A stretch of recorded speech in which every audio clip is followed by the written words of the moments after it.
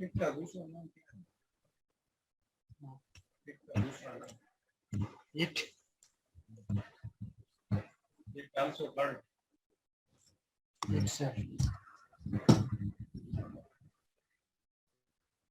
ये she it है ना, थर्ड फॉर्म है।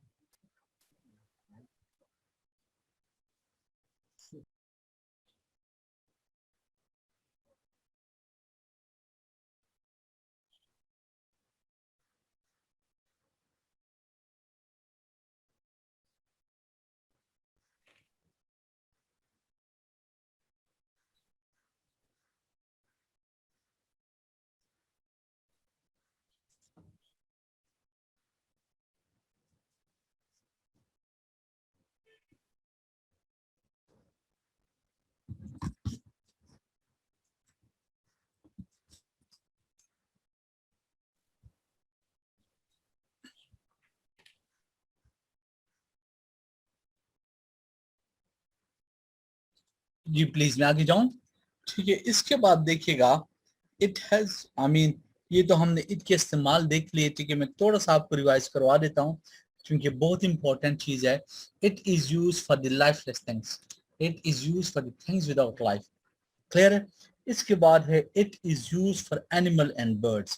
Clear, it is used for the child unless and until it is clear that it is a male baby or the female baby, फिर हम उस वक्त ही या शी इस्तेमाल करते हैं, अदरवाइज इट इस्तेमाल करते हैं। It is use for the time for weather and season.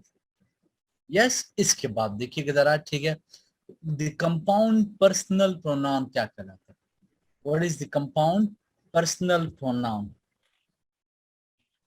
ठीक है, when the word self is added, देखिए ये लफ्ज है सेल्फ, अगर हम इसको ऐड करते हैं किसके साथ? माई के साथ, योर के साथ, हिम के साथ, हर के साथ, इट के साथ। समझ आ रही है आपको बात? ठीक है, जब आप ये लफ्ज self, if when the word self is added to my, your, him, her, it, and selves is added to or, your and them, we get the words। तो हमें क्या मिल जाता है? माई सेल्फ बन जाता है, योर सेल्फ बन जाता है, हिम सेल्फ बन जाता है, हर सेल्फ बन जाता है, इट सेल्फ बन जाता है, और सेल्फ बन जाता है, योर सेल्फ बन जाता है, एंड देम सेल्फ बन जाता है। ये अल्फाज हमारे पास बन जाते हैं। These are called the compound personal pronoun. इनको हम क्या कहते हैं? कंपाउंड पर्सनल प्रोनाउन कहते हैं। बात समझ आ रही है आपको बात? ठीक है, कि जब आप फॉर एग्जांपल किसी वर्ड आई मीन सेल्फ को, जब आप वर्ड सेल्फ को इस्तेमाल करते हो किसके साथ? या तो माई के साथ, या योर के साथ, या हिम के साथ, या हर के साथ, या इट के साथ, इनके साथ लगा लेते हो तो आपके पास myself, yourself, himself, herself, itself बन जाता है। या वर्ड सेल्फ को आप इस्तेमाल करते हो और सेल्फ के साथ your self and them self, ये बन जाता है। क्लियर? इन लफ्जों को जो मैंने रेड कलर में किए हुए, अंडरलाइन कर दिए हुए, this are called the compound personal pronoun. इनको हम क्या कहते हैं? कंपाउंड पर्सनल प्रोनाउन कहते हैं। यहाँ तक बात समझ आ गई? क्लियर हो गया आपको बात? ठीक है, now remember that the compound personal pronoun, the compound personal pronoun are of two type. ये कितने होते हैं? ये दो टाइप्स के होते हैं। ठीक है, यानी कंपाउंड पर्सनल प्रोनाउन जो है they are of two type, ये दो टाइप्स के होते हैं। Number one is called the reflexive pronoun. बड़े गौर से देखना यार, वर्ड्स एक जैसे हैं, बस इनका यूज जो है डिफरेंट है, और डिफरेंट यूज की वजह से इनके नाम भी डिफरेंट हो जाते हैं। So you need to be very much careful about it, because remember that the words are the same but their uses are different, and because of the different uses they are called different. One is called the reflexive pronoun, the other one is called the emphatic pronoun. समझ आ रही है आपको बात? ठीक है, look at these example. अगर आप इन एग्जाम्पल्स को देखते हैं, फॉर एग्जाम्पल सब्जेक्ट है, वर्ब है, एंड ऑब्जेक्ट है। सब्जेक्ट है, वर्ब है, एंड ऑब्जेक्ट है। फॉर एग्जाम्पल लुक, बहुत गौर से देखिएगा, किसी भी सेंटेंस में तीन चीजें होती है, सब्जेक्ट है, वर्ब है, और ऑब्जेक्ट है। इफ आई से आई टीच माई सेल्फ, यहाँ पर आई सब्जेक्ट है, टीच वर्ब है, माई सेल्फ ऑब्जेक्ट है। क्लियर है? लेकिन ऊपर तो मैंने आपको बात बताई ना कि my self compound personal pronoun कहलाता है। क्लियर? अब देखिएगा, आई टीच माई सेल्फ, ये जो कंपाउंड पर्सनल प्रोनाउन है ये इस सेंटेंस में ऑब्जेक्ट के तौर पर इस्तेमाल है। इस सेंटेंस में कैसे इस्तेमाल हुआ है? ऑब्जेक्ट के तौर पर इस्तेमाल हुआ है। Getting clear? इफ आई से you help your self, just minute यार, मैं आता हूं, 1 मिनट वेट कीजिएगा।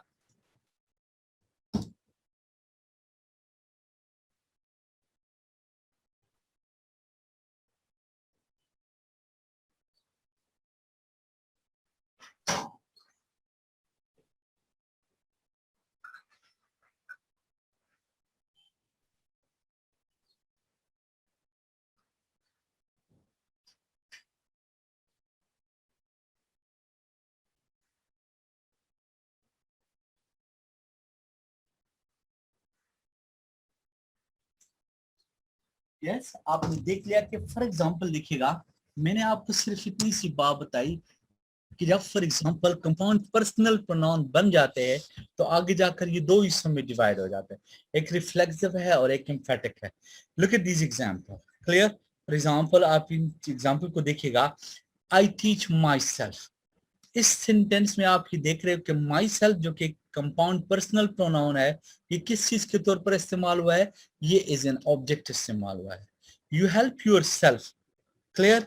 यू हेल्प योर सेल्फ, यहां पर कंपाउंड पर्सनल प्रोनाउन जो है वो ऑब्जेक्ट के तौर पर इस्तेमाल हुआ है। ही गाइड्स हिमसेल्फ। यस, यहां पर फॉर एग्जांपल आप देखिएगा कि ये जो कंपाउंड पर्सनल प्रोनाउन हिमसेल्फ है ये भी ऑब्जेक्ट के तौर पर इस्तेमाल हुआ है। She teach her self. Yes, यानी हर सेल्फ, हर सेल्फ क्या है? ये कंपाउंड पर्सनल प्रोनाउन है। They beat themselves, they beat themself. So themself जो है ये क्या है? ये compound personal pronoun. We advise ourself. समझ आ गया आपको बात? ठीक है, तो यहाँ पर और सेल्फ जो कंपाउंड पर्सनल प्रोनाउन है ये ऑब्जेक्ट के तौर पर इस्तेमाल है।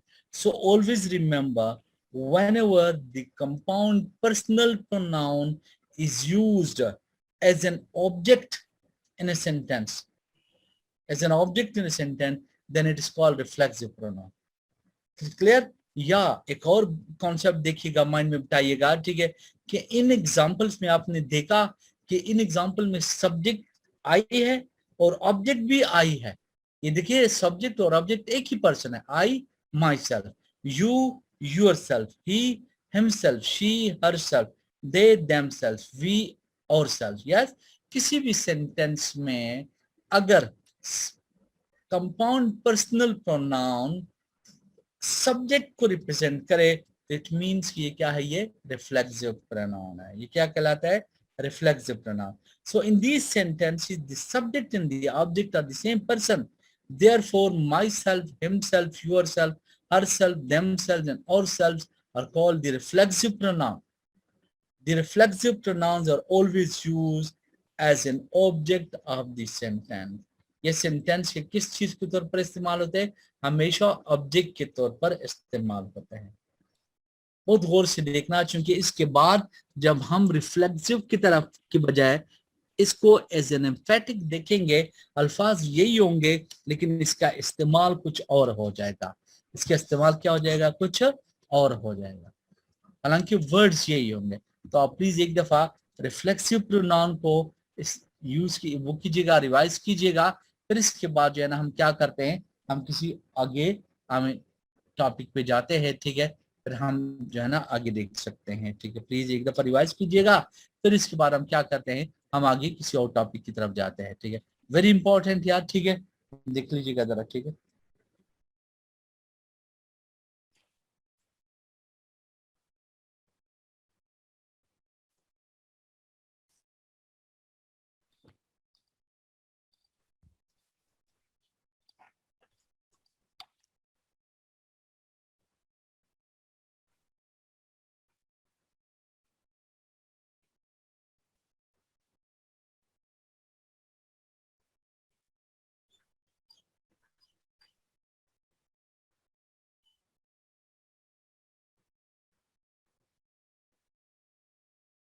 यस, समझ आ रही है? अब देखिएगा, मैंने लिखा हुआ कुछ मोर एग्जांपल्स भी लिखे हैं। एग्जाम्पल बिल्कुल इस तरीके से है, लेकिन और एग्जाम्पल है। फॉर एग्जाम्पल देखिएगा, यू हर्ट योर सेल्फ, यहाँ पर योर सेल्फ पर कंपाउंड पर्सनल प्रोनाउन है, लेकिन इज एन ऑब्जेक्ट इस्तेमाल हुआ है। वी एडवाइज और सेल्फ, क्लियर। फॉर एग्जाम्पल ये देखिएगा, और सेल्फ जो है for example compound personal pronoun है, क्लियर है। दे बी देमसेल्फ जो है फॉर एग्जाम्पल कंपाउंड पर्सनल है, एंड इट ब्लोज इटसेल्फ, हवा खुद चलती रहती है, clear. So in these sentences, you see that the compound personal pronouns written in the red color, clear, they are called what? They are called the reflexive pronoun. ये reflexive कहलाते हैं because they are used as an object of a sentence. Yes, यहाँ तक बात समझ आ रही है, क्लियर है। एक दफा रिवाइज करना चाहते हैं तो बेशक आप रिवाइज कीजिएगा, because these are very important here, very important. Little bit I mean complex भी है, डिफिकल्ट भी आपको नजर आ रहे होंगे, लेकिन फिर भी अगर आपके कॉन्सेप्ट क्लियर हो जाए तो इंशाल्लाह ये इतना बड़ा इशू नहीं बनता है, ठीक है। आई होप आपको समझ आ रहे होंगे, क्योंकि इतना मुश्किल नहीं है, क्लियर। इसके बाद देखिएगा अनदर है, ठीक है। For example the emphatic. What is the meaning of emphatic? Emphatic का मतलब ये है टू एम्फसाइज करना, टू स्ट्रेस, किसी चीज पर इसरार करना, किसी चीज पर एग्जाम्पल बार बार जोर डालना, ठीक है। That is called emphasize, that is called the emphatic. What is emphatic? या टू एम्फसाइज या टू स्ट्रेस, क्लियर है। प्रोनाउन की बात, फॉर एग्जाम्पल देखिएगा, लुक एट दीज एग्जाम्पल, इन एग्जाम्पल्स को गौर से देखिएगा। फॉर एग्जाम्पल अगर मैं कहता हूँ ये सब्जेक्ट है, ये वर्ब है और ये ऑब्जेक्ट है। किसी भी सेंटेंस में तीन एलिमेंट्स होते हैं, सब्जेक्ट, वर्ब और ऑब्जेक्ट है। अगर मैं कहता हूं आई will do it, clear, I subject है, विल डू वर्ब है, इट ऑब्जेक्ट है। लेकिन माई सेल्फ जो है फॉर एग्जांपल देखिएगा, ये ऑब्जेक्ट के तौर पर इस्तेमाल नहीं हुआ है, लेकिन ये एम्फसाइज कर रहा है आई will do it myself, मैं इसको खुद करूंगा। मसलन हम बाद किसी को कहते हैं ना कि यार मैं आपकी मदद कर दूं, और वो आगे से कहते नो मैं खुद ही करूंगा, क्लियर। यानी वो किसी बात पर स्ट्रेस ले रहा है, किसी बात पर एम्फसाइज कर रहा है, ठीक है। That is called what? That is called the emphatic. देखें वही कंपाउंड पर्सनल प्रोनाउन है, लेकिन इसका यूज डिफरेंट हो गया, इसका यूज क्या हो गया? डिफरेंट हो गया। So I will do it myself, मैं इसको खुद ही करूंगा, क्लियर। अगर मैं कहता हूं for example I my self saw him doing this work, अब देखिएगा आई सब्जेक्ट है, सा वर्ब है, हिम ऑब्जेक्ट है, डूइंग दिस वर्क ये फ्रेज है। लेकिन माई सेल्फ देखें ये एज एन ऑब्जेक्ट इस्तेमाल नहीं हुआ है, सिर्फ एम्फसाइज करने के लिए, स्ट्रेस करने के लिए इस्तेमाल हुआ है। अब माई सेल्फ सा हिम डूइंग दिस वर्क, मैंने इसको खुद ही ऐसा करते रहेगा। समझ आ गया आपको बात, ठीक है।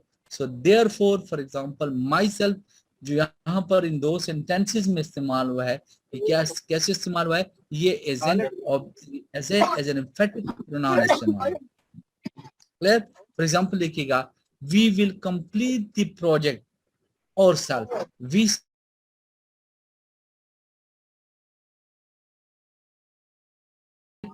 कंप्लीट है और सेल्फ, ये क्या है? ये for example I mean emphasize कर रहा है, ठीक है, यानी किसी चीज पर प्रेशर डाला है, clear. So we will complete the project ourself, खुद ही कंप्लीट करेंगे, क्लियर। नेक्स्ट एग्जांपल देखिएगा, himself admitted the fault, he subject है, एडमिटेड वर्ब है, डिफॉल्ट ऑब्जेक्ट है। हिमसेल्फ क्या है? ये पर्सनल प्रोनाउन है, कंपाउंड पर्सनल प्रोनाउन है, जो कि स्ट्रेस को शो कर रहा है, एम्फसिस को शो कर रहा है। Himself admitted, her self broke the cup, she subject है, समझ आ गया आपको बात, ठीक है। इन ब्रोक कप जो है ये ऑब्जेक्ट है, she her self broke, themselves admitted the crime, they subject है, themselves जो है तो क्या है, ठीक है।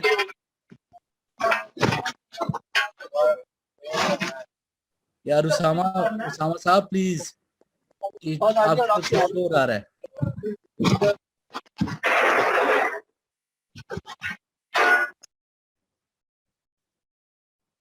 ठीक है, देखिएगा themselves admitted the crime, यहाँ पर themselves क्या है? ये फॉर एग्जांपल एज एन आमीन कंपाउंड पर्सनल के तौर पर इस्तेमाल हो रहा है, लेकिन किस मकसद के लिए? ताकि वो ना हो, ये आमीन एम्फेसिस शोर क्या वो किया जाए। Clear? So this is called आमीन, ठीक है, यानी this is called the emphatic personal pronoun. हम इसको क्या कहते हैं? हम इसको एम्फेटिक पर्सनल प्रोनाउन कहते हैं। मतलब बात क्लियर हो गया आपको? ठीक है। सो रिमेंबर कि जहां पर फॉर एग्जांपल, ऑलवेज रिमेंबर, ठीक है, जहां पर फॉर एग्जांपल यानी कोई भी कंपाउंड पर्सनल प्रोनाउन एम्फसाइज करने के लिए, स्ट्रेस करने के लिए यूज हो जाए, so in such a situation we call them what, हम उसको एम्फेटिक प्रोनाउन कहते हैं। So in these sentences the compound personal pronouns are used to show emphasis, therefore they are called the emphatic pronoun। हम इसको क्या कहते हैं? Emphatic pronoun कहते हैं। आप प्लीज इसको रिवाइज कीजिएगा, ठीक है। फिर इसके बाद हम क्या करते हैं? इसको जो है ना वो करते हैं, यूज करते हैं दोबारा, ठीक है।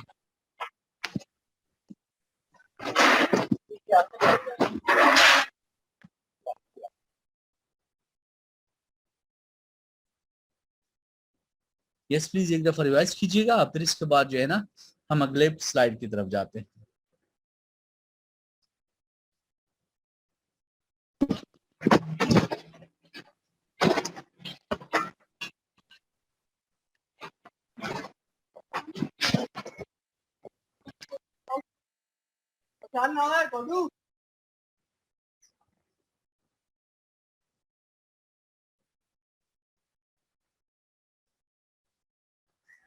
आई होप कि आपको समझ आ रहे होंगे, ठीक है। इतना मुश्किल नहीं है, ठीक है, बस सिर्फ आपको थोड़ा सा अपना कॉमन सेंस यूज करना पड़ता है, ठीक है। अदरवाइज ये बिल्कुल इजी है और आप इंशाल्लाह इसको आसानी के साथ क्या कर सकते हो? यूज कर सकते हो, ठीक है।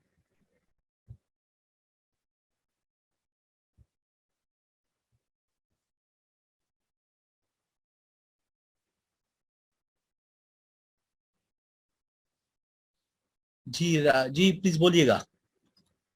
जी राशिद इकबाल जीपी, बोले प्लीज। सर मैं ये पूछना था कि इसका क्वेश्चन किस तरह से आता है, ये एम्फेटिक एंड इसका हाँ, बस इसका इसी तरह से यानी एग्जाम्पल वो आपको देंगे और ये कंपाउंड पर्सनल प्रोनाउन को वो अंडरलाइन करके आपसे पूछेंगे कि ये फॉर एग्जांपल एम्फेटिक के तौर पर यूज हुआ है या रिफ्लेक्सिव के तौर पर यूज हुआ है। क्योंकि सिर्फ इसके दो यूजेज है, एम्फेटिक यूज है और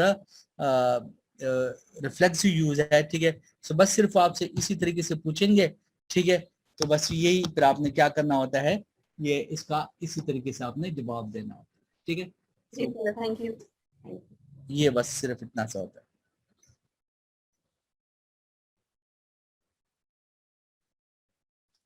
एक दो दफा प्लीज रिवाइज कीजिएगा, फिर इसके बाद जो है ना हम अगले स्लाइड की तरफ जाते हैं।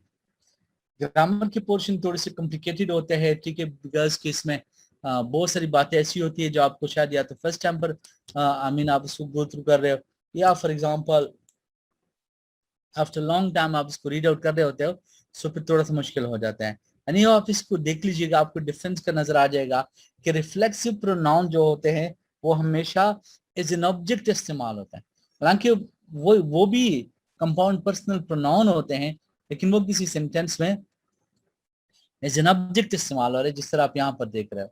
ऑन द अदर हैंड जो एम्फेटिक होते हैं वो सेंटेंस में कहीं पर भी यूज हो सकते हैं, लेकिन वो किसी सेंटेंस में जो है फॉर एग्जांपल क्या करेंगे, ठीक है, आपको यानी एम्फेसिस बताएंगे, स्ट्रेस बताएंगे। इसे दो दफा रिवाइज कीजिएगा।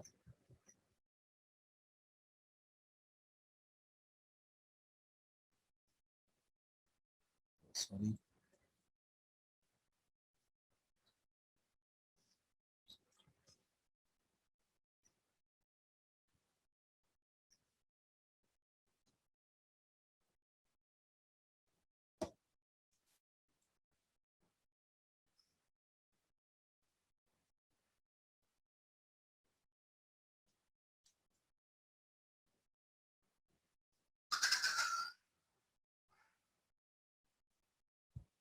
जी प्लीज आगे जाऊं। आई होप कि आपको समझ आ चुकी होंगी ये, ठीक है। इसके बाद देखिएगा जरा, we have some other slides, देखिएगा ये not that much difficult but not easy also. Relative pronoun होते हैं, ठीक है, मैंने आपको बात बताई थी ना कि प्रोनाउन थोड़े से आगे कॉम्प्लिकेटेड हो जाते हैं, ठीक है, हालांकि इतने मुश्किल नहीं है। और मैंने आपको स्टार्ट में ये बात बताई थी कि the pronoun are those words which are used instead of a noun. Noun वो वर्ड्स होते हैं जो किसी नाउन की जगह इस्तेमाल होता है। अब देखिएगा रिलेटिव प्रोनाउन, रिलेटिव का मतलब क्या है? रिलेट करना, यानी एक लफ्ज का दूसरे लफ्ज के साथ रिलेशन बनाना, ताल्लुक बनाना। समझ आ गया आपको बात? ठीक है, मसलन देखिएगा, अगर मैं कहता हूं I met Salim, sentence number 1 है। Number 2, Salim had just return, Salim अभी अभी आए थे।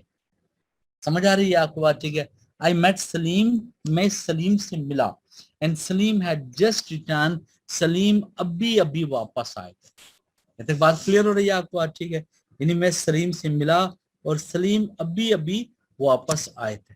ये 2 सेंटेंसेस है। अब मैं इन दोनों सेंटेंसेस को ज्वाइन करता हूं। I met Salim who had just return, यहां पर मैंने हु जो है सलीम की जगह इस्तेमाल कर लिया। दूसरे सेंटेंस की जगह में जो सलीम का लफ्ज यूज हुआ है उसकी जगह मैंने हु इस्तेमाल कर लिया। The word who has been used instead of noun Salim. It is therefore called the pronoun. फिर हम इसको क्या कहेंगे? प्रोनाउन कहेंगे। बिकॉज कोई भी लफ्ज जो किसी नाउन की जगह इस्तेमाल हो जाए उसको तो हम प्रोनाउन कहते हैं। अरे आपको बात समझ में? लेकिन एक और भी बात देखिएगा, the word who is also joining the 2 sentences. ये हु का जो लफ्ज है ये दोनों सेंटेंसेस को ज्वाइन भी कर रहा है। It is therefore also called conjunction, इसको भी कंजंक्शन भी कह सकते हैं। अरे आपको बात समझ में क्लियर है कि जो भी कोई लफ्ज 2 सेंटेंसेस को ज्वाइन करता है, ठीक है, तो उस लफ्ज को तो हम कंजंक्शन कहते हैं। समझा? So therefore you can say that who is also called conjunction. So we can call the word who as conjunctive pronoun. ऐसी सूरत हाल में जब एक लफ्ज को हम एज ए प्रोनाउन भी यूज कर रहे हैं और एज ए कंजंक्शन भी यूज कर रहे हैं तो हम इसको क्या कहते हैं? कंजंक्टिव प्रोनाउन कहते हैं। अरे बात समझ में? But grammatically it is called relative pronoun, लेकिन हम इसको ग्रामर के लिहाज से क्या कहेंगे? रिलेटिव प्रोनाउन ही कहेंगे। बात समझ आ रही है आपको? दोबारा समझाता हूं, ठीक है। फॉर एग्जाम्पल देखिएगा, अगर मैं बात करता हूं लाइक दैट, क्लियर है? सेंटेंस 1 को आप गौर से देखिएगा, आई मेट सलीम, मैं सलीम से मिला, ये सेंटेंस 1 है। Number 2, Salim had just return, Salim अभी अभी वापस आया था, ये सेंटेंस नंबर 2 है। क्लियर है? अब इन दोनों सेंटेंसेस को अगर मैं ज्वाइन करके एक सेंटेंस बनाता हूं तो सेंटेंस क्या बन जाता है? I met Salim who had just return, मैं सलीम से मिला जो अभी अभी वापस आए थे। अब देखिए, मैंने सेंटेंस दूसरे सेंटेंस में सलीम का जो लफ्ज है उसकी जगह लफ्ज हु लगा लिया। The word who has been used instead of the noun Salim. It is therefore called pronoun. फिर तो हम इसको pronoun कहेंगे, because कोई भी लफ्ज जो noun की जगह इस्तेमाल हो जाए उसको pronoun कह सकते हैं। The word who is also joining the 2 sentences. Clear? It is therefore also called conjunction. फिर चूंकि लफ्ज who जो है ये दोनों sentences को join कर रहा है, फिर तो हम इसको क्या कह सकते हैं? हम इसको conjunction भी कह सकते हैं। Clear? So we can call the word who as conjunctive pronoun. In such a situation, such a word which is doing the job of a pronoun as well as the job of a conjunction, we call it the conjunctive pronoun. हम इसको conjunctive pronoun कहते हैं। Grammatically it is called as relative pronoun. Grammatically हम इसे क्या कहते हैं? Relative pronoun कहते हैं। It refers to the noun before it. इसलिए कि ये अपने से पहले नाउन के बाद आता है। Another example, आप एक और एग्जाम्पल भी देख लीजिएगा, मसलन यहां पर देख लीजिएगा। एग्जाम्पल नंबर 2 में अगर मैं कहता हूं I have found the pen, ये सेंटेंस नंबर 1 है। I had lost the pen, समझ आ गए? ये सेंटेंस नंबर 2 है। क्लियर है? इन दोनों सेंटेंसेस को मैं ज्वाइन करता हूं, I have found the pen which I had lost, जो मुझसे गुम हो गया था। बात समझ आ रही है? क्लियर है? अब देखिएगा ये जो वर्ड विच है, ये आई मीन पेन की जगह इस्तेमाल हो गया. The word which has been used instead of the noun pen, it is therefore called in pronoun. But on the other hand, यही लफ्ज which जो है ये दोनों sentences को join भी कर रहा है. So इस वजह से हम इसको conjunction भी कह सकते हैं. Because the word which is also joining the two sentences, it is therefore also called conjunction. So we can call the word which as conjunctive pronoun. Because कोई भी ऐसा लफ्ज जो at the same time pronoun का भी काम दे दे और कंजंक्शन का भी काम दे दे, that is called the conjunctive pronoun. लेकिन ग्रामेटिकली ऐसे वर्ड को हम क्या कहते हैं? रिलेटिव प्रोनाउन कहते हैं. बिकॉज ये एक नाउन को दूसरे नाउन के साथ रिलेट कर रहा है. Yes, see another example. एक और एग्जांपल भी देखिएगा, फिर इसके बाद हम एक्सरसाइज की तरफ जाते हैं. अगर मैं कहता हूँ सेंटेंस नंबर 1 में और सेंटेंस नंबर 2 है. सेंटेंस नंबर 1 कहता है हियर इज द बुक, ये वो किताब है.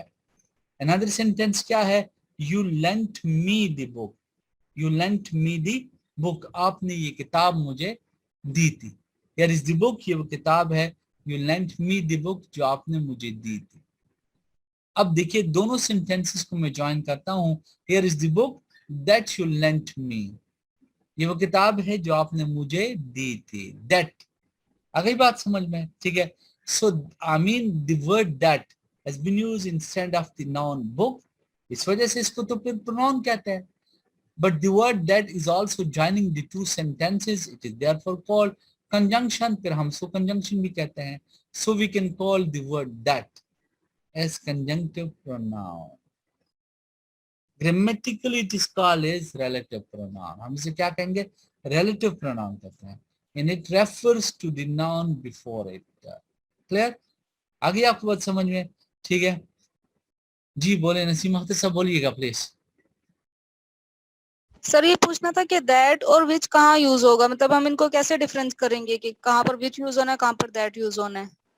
हाँ यार सॉरी, मैंने आपको साहब कहा. ठीक है, मैं अभी आपको ये क्लियर करके दे देता हूँ. ठीक है, आप पहले प्लीज इनको जो है ना एज ए रिलेटिव प्रोनाउन के तौर पर जो है ना पहले इसको जान लीजिएगा.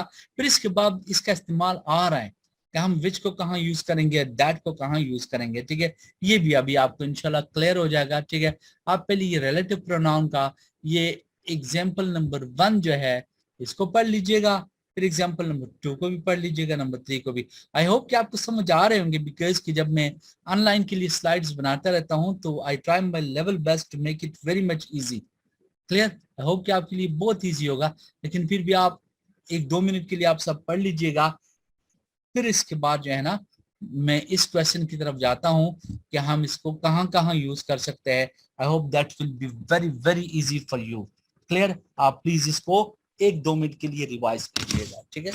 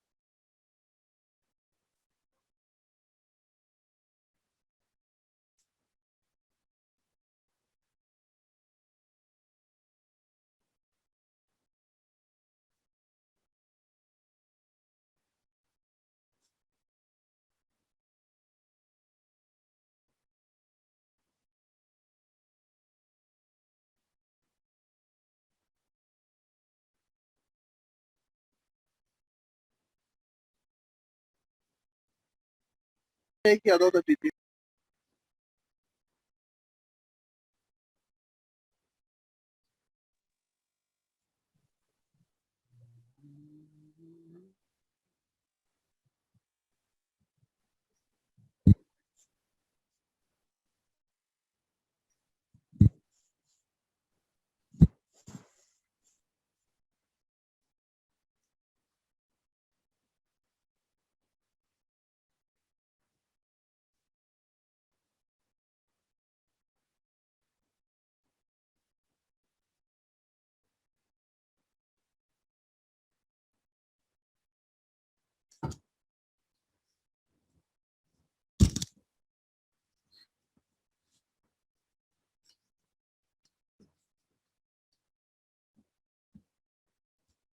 जी प्लीज आप एग्जाम्पल 1 और 1 आपने पढ़ लिया, नंबर 2 को भी रिवाइज कीजिएगा, तब हम अगले स्लाइड की तरफ जाते हैं।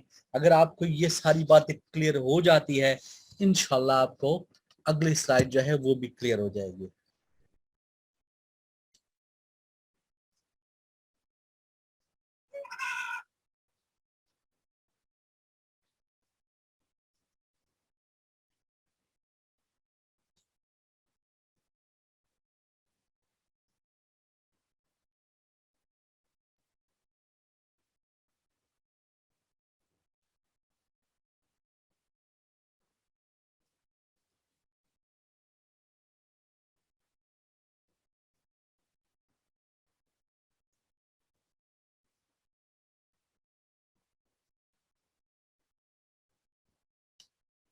आई होप कि समझ आ रहे होंगे, ठीक है। बहुत आसान है, ठीक है, लेकिन है बहुत इंपॉर्टेंट है, ठीक है। इस एग्जांपल नंबर 3 भी पढ़ लीजिएगा जिसमें मैंने दैट इस्तेमाल किया हुआ है, ठीक है, वो भी आप पढ़ लीजिएगा। फिर इसके बाद देखते हैं कि हम हु, विच या दैट जो है हम कहाँ कहाँ इस्तेमाल करते हैं। Quite easy, not that much difficult. आपके साथ इंशाल्लाह मैं स्लाइड जो है ना वो शेयर कर दूंगा, ठीक है। बिल्कुल आप इस पर परेशान ना हो, ठीक है।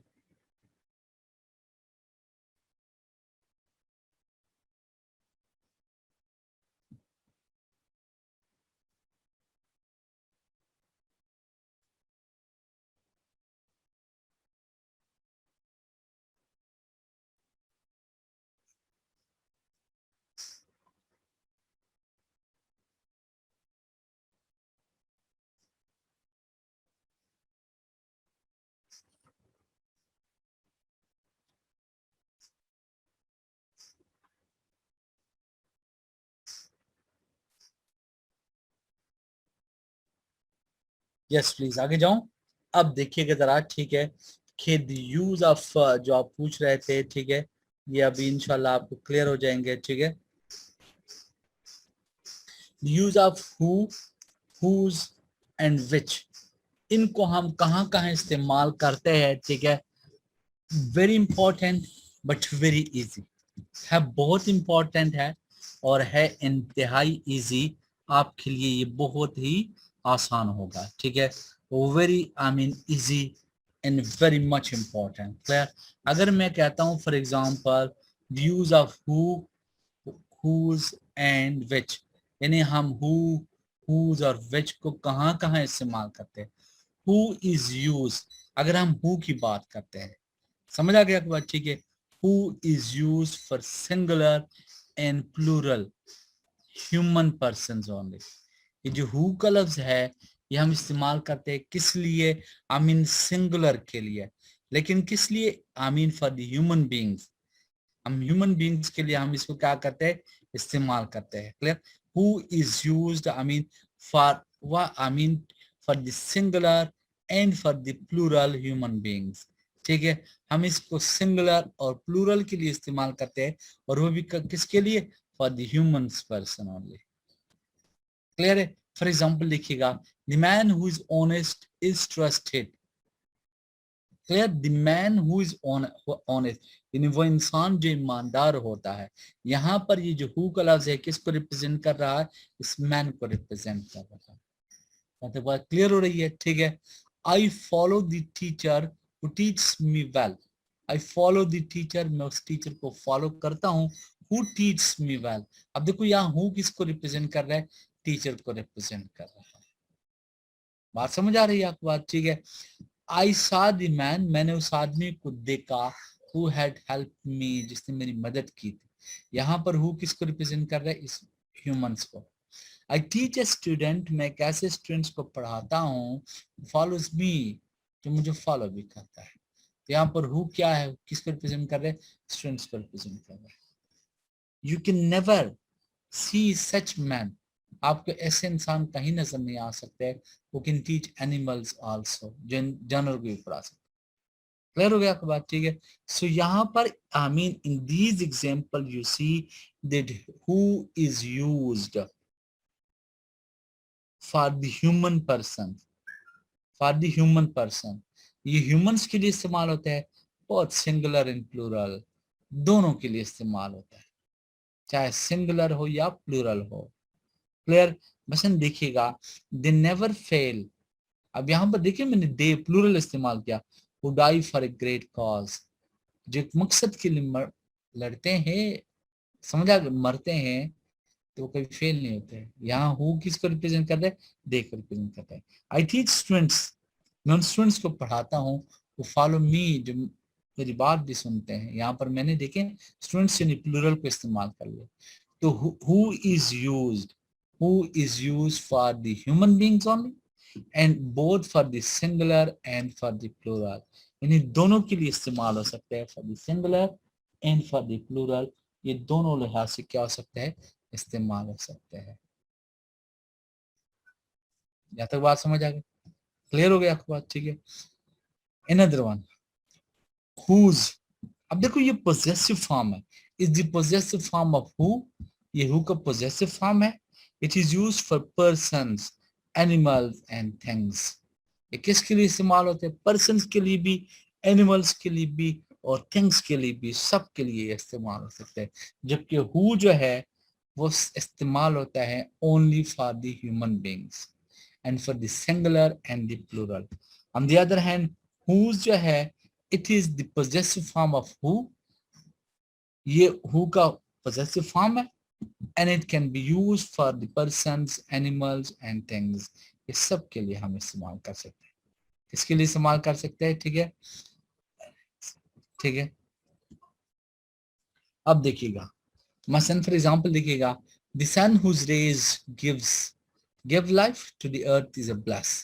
The sun whose rays, अब देखो सन नॉन लिविंग थिंग है, मैंने उसके लिए whose इस्तेमाल कर लिया, यानी the sun, सूरज जिसकी शुआएं, समझ आ रही है आपको बात? ठीक है, gives life to the earth is a bless. The stones whose colors are beautiful, यानी वो stones जिनके कलर ब्यूटीफुल होते हैं, समझ आ रही? तो यहाँ पर मैं किसी चीज के लिए इस्तेमाल कर रहा हूँ। This is the question whose solution has troubled me. This is the question, ये वो सवाल है जिसके सॉल्यूशन ने मुझे ट्रबल किया हुआ है। Clear? These are the teachers. अब देखो यहाँ पर मैं ह्यूमंस की बात कर रहा हूँ। दीज आर द टीचर्स, ये वो टीचर्स ही है whose hard work gives success to the nation, जिनकी मेहनत जो है कौम को कामयाबी देती है। Yes, the cows are the animal whose milk is tasty. The cows are the animal, अब यहाँ पर देखो ये भी लिविंग थिंग्स है, एनिमल है। Clear? The cows are the animal, यानी cows वो जानवर है, whose milk is tasty. The birds whose chirping is lovely is like, the birds यानी परिंदे whose chirping, जिनकी आवाजें खूबसूरत है और लाइट उसको पसंद किया जा रहा है। समझ आ रही है आपको बात? ठीक है।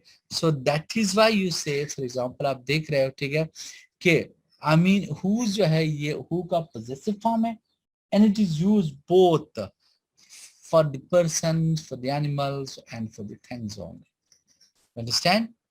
Getting clear? समझ आ रही है आप लोग को? ठीक है, होप कि आपको समझ आ रहे होंगे। क्लियर? यानी whose is the possessive form of who, ये हु का पॉजेसिव फॉर्म है। It is used for the persons, animals and for the things only. यहाँ तक बात क्लियर हो रही है? समझ आ रही है आपको बात? ठीक है। The sun whose rays give life to the earth is a bless. यहाँ पर मैंने देखे the sun whose rays, यहाँ पर देखे whose, ये possession शो कर रहा है, यानी कि ये रेज जो है ये किसकी रेज है? ये सन की raise. The stone whose colors are beautiful, यानी वो स्टोन जिनके कलर, समझ आ गया? This is the question whose solution has troubled me. यहाँ पर whose जो है ना किसको, आई मीन ये क्वेश्चन की पोजीशन को show. These are the teacher whose hard work position show हो रही है। क्लियर? आप प्लीज एक दो दफा इसको रिवाइज कीजिएगा, then we go for the use of the which.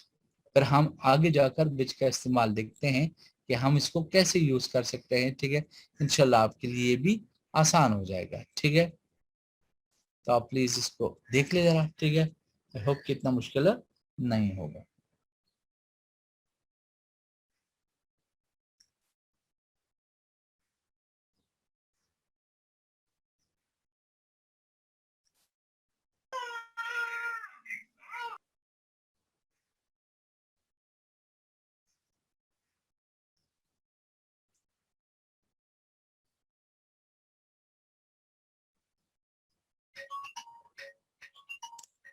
Ji please एक दफा रिवाइज कीजिएगा, very easy, understandable but very much important यार।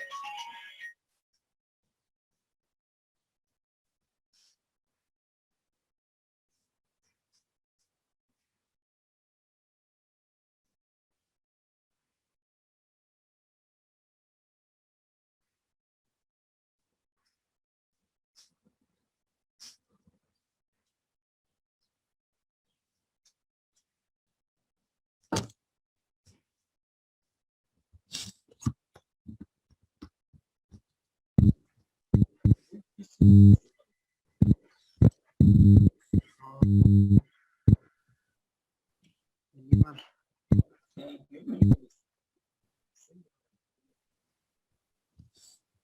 वो सिर्फ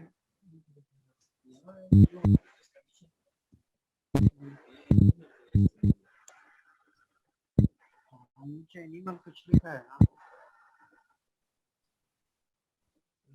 पर्सन एनिमल चीज। यस प्लीज, आपको समझ आ गई?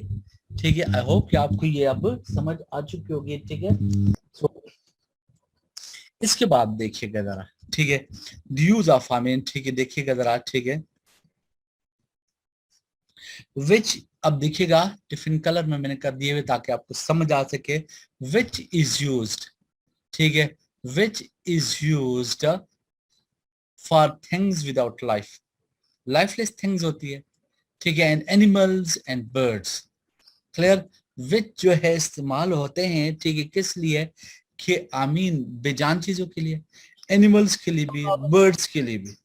समझ आ रही है आपको? ठीक है,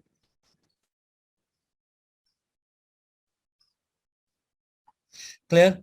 which is used for things without life, animals and birds, यानी विच किस लिए इस्तेमाल होते हैं, ठीक है, एनिमल्स के लिए भी, बर्ड्स के लिए भी। समझ आ गया आपको बात? ठीक है, और लाइफलेस थिंग्स के लिए भी। क्लियर? फॉर एग्जाम्पल देखिएगा, the moment which is lost forever, the moment यानी वो लम्हा which is lost जो खत्म हो जाता है। अब देखो ये लाइफलेस थिंग्स, मोमेंट यानी लम्हा, ये लाइफलेस थिंग्स है। इस वजह से हम क्या कह सकते हैं कि इसको हम यानी विच को हम लाइफलेस के लिए इस्तेमाल, the moment which is lost forever, जो लम्हा गुजर जाए हमेशा के लिए खत्म हो जाते हैं। The trees which give shadow और लाइट, ट्रीज लाइफलेस थिंग्स है। द ट्रीज यानी ट्रीज जो है विच गिव शैडो और लाइट, उनको पसंद किया जाता है। The books which help you most are precious. Clear है? समझ आ रही है आपको बात? ठीक है, the water which you drink is clear, the water which you drink is clear, यानी पानी जो आप पीते हो। अब देखो ये लाइफलेस थिंग्स है। The horse which runs fast wins the race, लेकिन आप देखिए हॉर्स जो है वो एनिमल है। समझ आ गया आपको बात? ठीक है, so the parrot which you have is beautiful. अब पैरेट जो है फॉर एग्जांपल ये बर्ड्स है, तो जहां फॉर एग्जांपल लाइफलेस चीजें होती हैं या एनिमल्स हो या बर्ड्स हो, तो उनके लिए हम क्या इस्तेमाल करते हैं? हम उसके लिए विच इस्तेमाल करते हैं। आई होप कि आपको क्लियर होगा इंशाल्लाह। ये इतने मुश्किल नहीं है बातें, बस सिर्फ इतनी सी बातें हैं। हमेशा याद रखना कि अगर आप इसको बार बार रिवाइज करोगे, रिपीट करोगे, तो तब जाकर क्या बन जाता है आमीन, आपकी समझ में ये चीजें हमेशा के लिए क्या हो जाएगी? बैठ जाएगी। अदरवाइज क्या हो जाता है? मुश्किल हो जाता है। क्लियर है?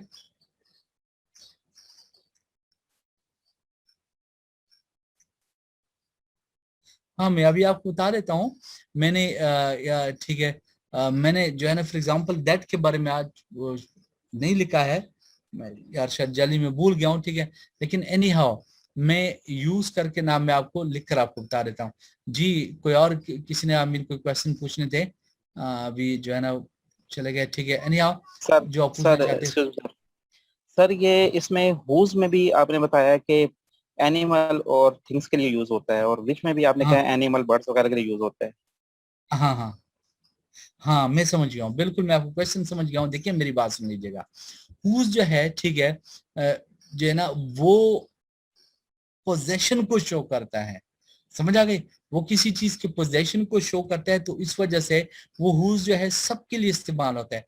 पोजेशन का जो वर्ड होता है वो हर एक चीज के लिए इस्तेमाल होता है, समझ आ गए? वो एनिमल्स के लिए, बर्ड्स के लिए, ह्यूमंस के लिए, समझ आ गए? ठीक है, एनिमल्स सब के लिए, बेजान चीजों के लिए भी, ठीक है। मसलन द सन हुज रेज, यहाँ पर मैंने देखे द सन हुज रेज यानी सूरज जिसकी शुआएं। अब देखिए सूरज जो है बेजान चीज है, क्योंकि ये पोजेशन है। हुज जो है ये ऑनरशिप को शो करता है, तो ऑनरशिप किसी के साथ भी हो सकती है, समझ आ गए? द स्टोन हुज कलर्स यानी स्टोन जिनके रंग। अब देखिए ये जो है ना पोजीशन हर एक चीज के हो सकते हैं। इसी तरीके से फॉर एग्जांपल मैंने यहाँ पर आपको बात बताई कि ह्यूमंस के लिए तो हु इस्तेमाल होता है, लेकिन एनिमल के लिए विच इस्तेमाल होता है। एनिमल, बर्ड्स और लाइफलेस थिंग्स के लिए विच।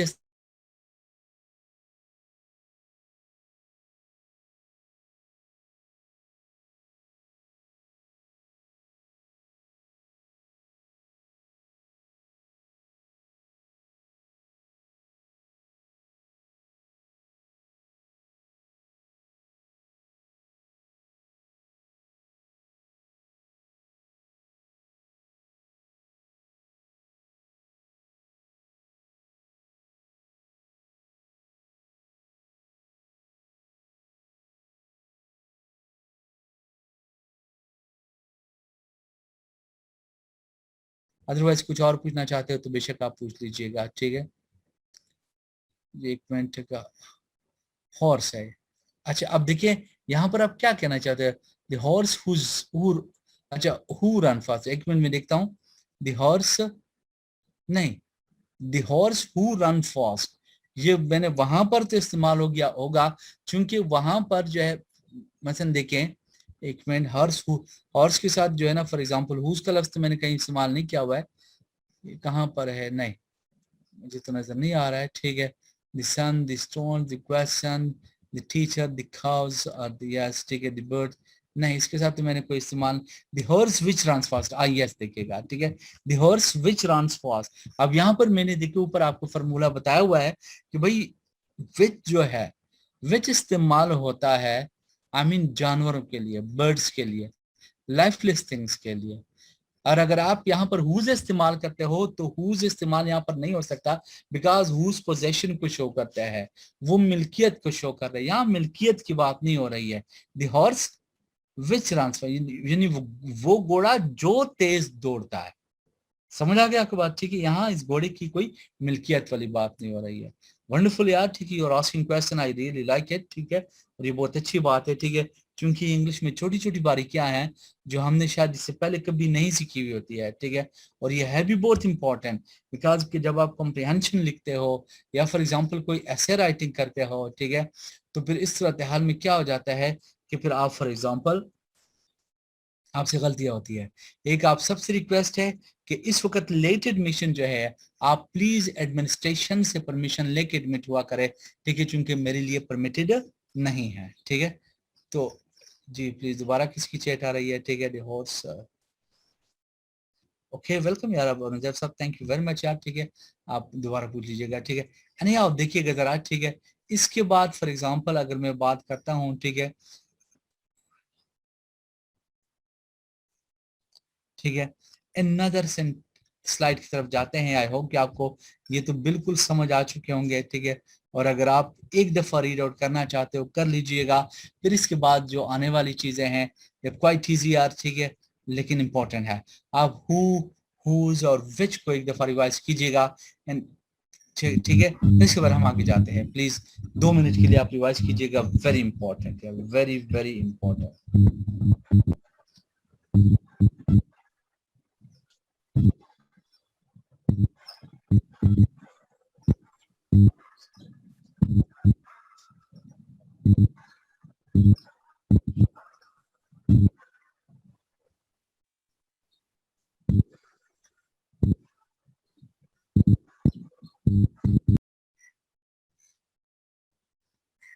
ये जो आपका क्वेश्चन आता है, ठीक है, जी प्लीज कौन कुछ, जी पूछें जो क्या पूछना चाहते हो प्लीज, ठीक है प्लीज, जी प्लीज पूछें। ओके यार, नहीं पूछना चाहते हो फिर मैं आगे चले जाता हूँ, ठीक है। अब देखिएगा जरा, ठीक है, ये इसके बाद देखिएगा जरा, another very very important thing यार, ठीक है। तो जो है ना आप देख लीजिएगा जरा, ठीक है। तो दी ट्रांजिटिव एंड इनट्रांजिटिव वर्ब आसान है यार, ये बहुत आसान है, ठीक है, आपको इजीली समझ आ जाएंगे, ठीक है। बस सिर्फ आपने थोड़ा सा गौर से देखना है इसको, ठीक है। The transitive and intransitive verb, clear है। अगर मैं आपको ये कहता हूं फॉर एग्जांपल, देखिएगा कि ट्रांजिटिव वर्ब की अगर हम बात करते हैं, एंड इफ आई से लुक एट दिस एग्जांपल, आप इन एग्जांपल्स को जरा गौर से देखिएगा, ठीक है। लुक एट दिस एग्जांपल्स, आप इन एग्जांपल्स को गौर से देखिएगा, क्लियर, देखिए जरा, ठीक है। किसी भी सेंटेंस में तीन चीजें होती है, द सब्जेक्ट है, द वर्ब है एंड द ऑब्जेक्ट है। ये तीन इंपॉर्टेंट चीजें होती है। नंबर 1, अगर मैं कहता हूं the boy kicks the ball, इस सेंटेंस में द बॉय सब्जेक्ट है, किक्स जो है ना वर्ब है, द बॉल जो है ये ऑब्जेक्ट है, ऐसी बात है। इसके बाद अगर मैं कहता हूं सेकंड सेंटेंस में the girl sings a song, the girl subject है, सिंग जो है वर्ब है, और सॉन्ग जो है ये क्या है, ये ऑब्जेक्ट। आ रही बात समझ, ठीक है। सो इसके बाद अगर मैं ये कहता हूँ I eat an apple, I subject है, ईट वर्ब है, एंड एप्पल जो है ये क्या है, ये ऑब्जेक्ट। तो यू सी कि ये जो वर्ब है जो मैंने ग्रीन कलर में कर दिए हुए है, ठीक है, इसका जो एक्शन है, इसका जो असर है सब्जेक्ट पर भी होता है और ऑब्जेक्ट पर भी हो रहा है, दोनों इसको फील कर रहे हैं, क्लियर है। For example the boy kicks the ball, इस सेंटेंस में आप देखें कि आपको पता है कि it's clear to the subject what does he do, वो क्या कर रहा है, समझ आ गया आपको बात, ठीक है। The girl sings a song, इस सेंटेंस में सब्जेक्ट जो है इसको पता चल जाते कि वो क्या कर रही है। आई ईट एन एप्पल, ठीक है, फॉर एग्जाम्पल लिखिएगा। So when the action of the verb passes over from the subject to an object, it is called a transitive verb. हमेशा याद रखिएगा the transitive verb has an object, transitive verb जो भी use होंगे उसके साथ हमेशा ऑब्जेक्ट भी यूज होता है, उसके साथ हमेशा क्या होता है, ऑब्जेक्ट भी यूज हो जाता है। सो हमेशा याद रखना कि ट्रांजिटिव वर्ब और those verb having the object in the sentence, हमेशा इनके साथ सेंटेंस में क्या होता है, ऑब्जेक्ट भी होता है। बात समझ आ गई, क्लियर हो गई। Another one, अगर मैं कहता हूँ intransitive verb है, look at these example, अगर मैं इन examples की बात करता हूँ, फॉर एग्जाम्पल देखिएगा, intransitive verb की बात करते हैं, ठीक है, सब्जेक्ट है, वर्ब है, ऑब्जेक्ट है। द बेबी स्लीप्स, यहां पर कोई ऑब्जेक्ट नहीं है दिस सेंटेंस में, समझ आ गए। He runs to a long distance, to a long distance ये फ्रेज है लेकिन ये ऑब्जेक्ट नहीं है, ये ऑब्जेक्ट नहीं है। He laughs at me, at me एक फ्रेज है, यहां पर ये ऑब्जेक्ट नहीं है। यहाँ तक बात समझ आ रही है, क्लियर हो रही है आप लोग को बात, ठीक है। सो ऑलवेज रिमेम्बर, हमेशा याद रखना, हमेशा याद रखना कि the intransitive verb is that verb, the intransitive verb is that verb which does not carry the object, जिसके साथ कोई ऑब्जेक्ट नहीं होता है। or you simply can say that the intransitive verb only shows the being, being का मतलब क्या है, ये सिर्फ एक्शन शो करता है कि सब्जेक्ट क्या कर रहा है। मसलन द बेबी स्लीप्स, बच्चा सोता है, बस अभी आपको पता चल रहा है कि बच्चा इस वक्त सोने का एक्शन ले रहा है, क्लियर है। ही रन्स, ही रन्स, यहाँ पर रन्स जो है इंट्रांजिटिव वर्ब है, सिर्फ सब्जेक्ट से चल रहा है। ही लॉफ्स, ही क्या है, सब्जेक्ट है, लॉफ्स क्या है, वर्ब है। क्लियर हो गया आपको बात, ठीक है। सो when the action of the verb does not pass over from the subject to an object, it is called, ठीक है, intransitive verb। इसको हम क्या कहेंगे, intransitive verb कहेंगे। the intransitive verb does not have an object, जो मैंने पहले आपको बात बताई कि intransitive verb के साथ कोई ऑब्जेक्ट नहीं होता।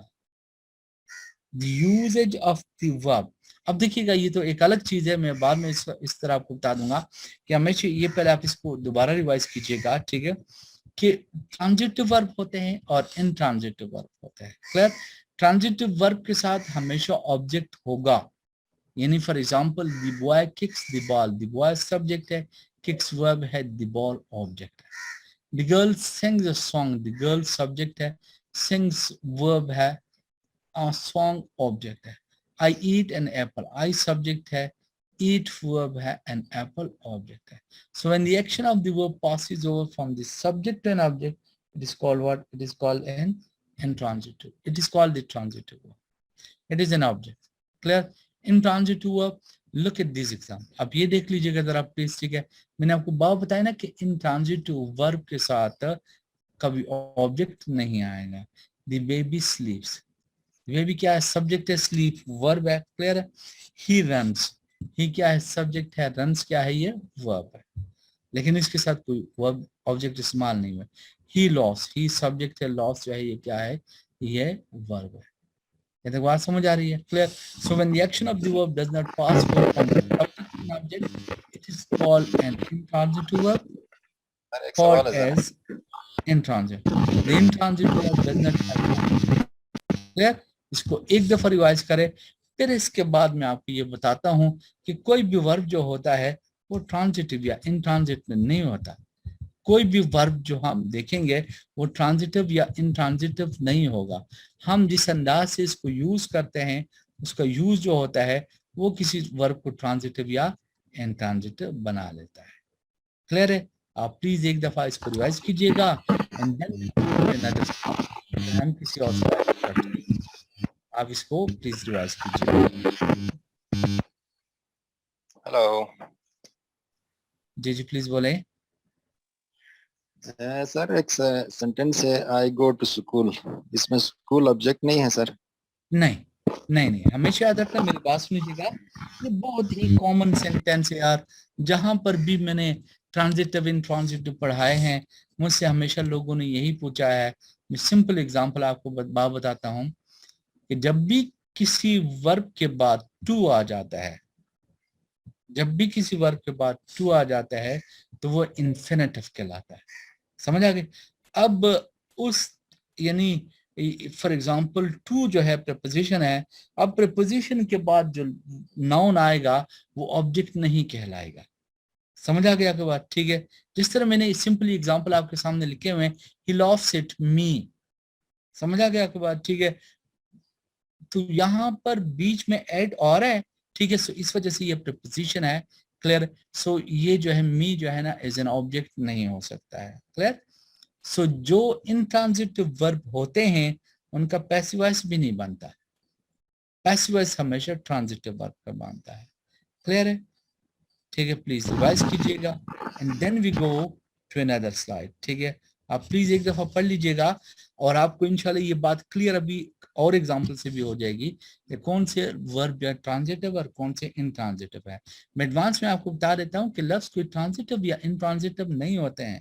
हम जिस अंदाज से उनको यूज कर लेते हैं उस यूज से जो है वो क्या बन जाते हैं, वो ट्रांजिटिव या इंट्रांजिटिव बन जाते हैं। आप प्लीज एक दो दफा रिवाइज कीजिएगा, फिर इसके बाद अगले स्लाइड की तरफ हम जाते हैं। ठीक है?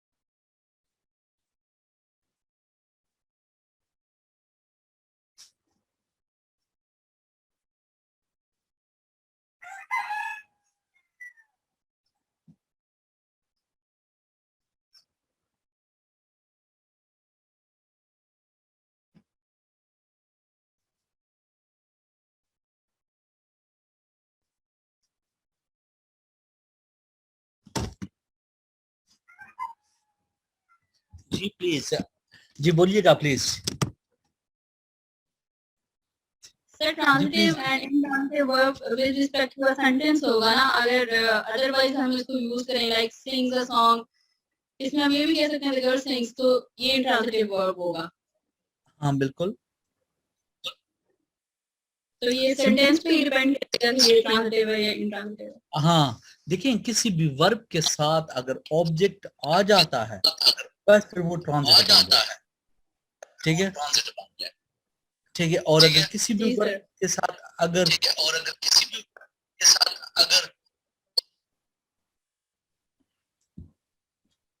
व्हाट इज प्रॉब्लम यार, ठीक है, क्या प्रॉब्लम माइक में आ रहा है,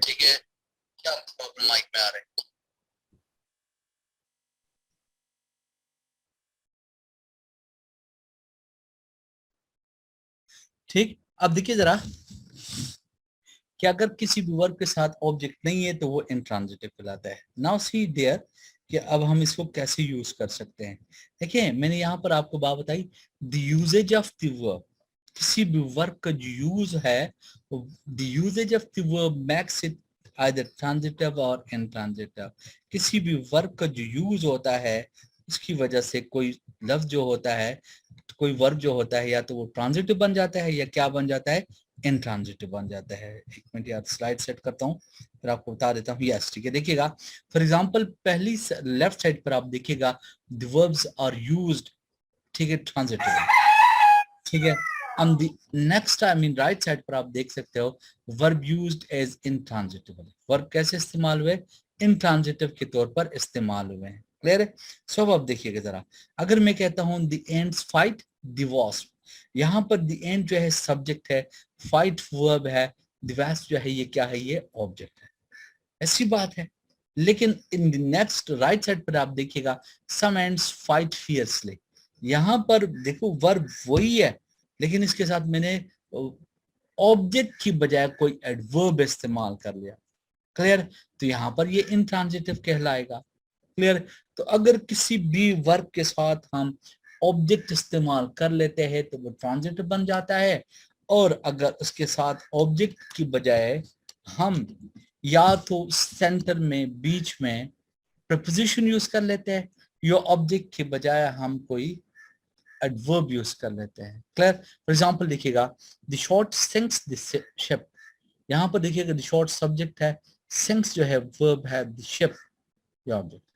ऐसी बात है, the ship sinks slowly, the ship sinks, ship subject है, सिंक्स वर्ब है, स्लोली जो है ये एडवर्ब है। क्लियर है।